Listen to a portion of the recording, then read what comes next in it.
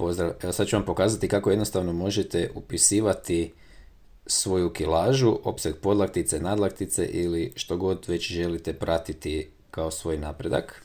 Znači u aplikaciji otvorite ovaj progres i sad primjerice ako hoćete upisati novu kilažu, odete tu samo na ovaj log value i upišete novo stanje kilaže.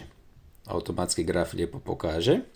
A ako slučajno ima nešto što bi vi htjeli pratiti, primjerice opseg nadlaktice ili nadkoljenice, tu možete ovako otići na ovu olovkicu i sad ovdje znači opseg struka ćemo dodati, dodat ćemo opseg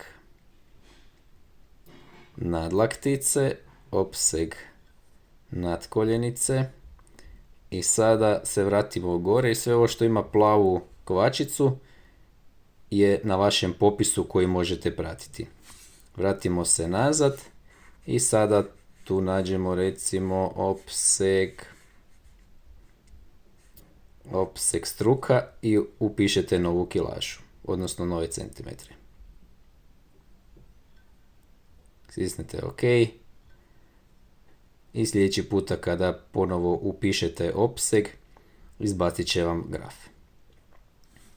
Pozdrav!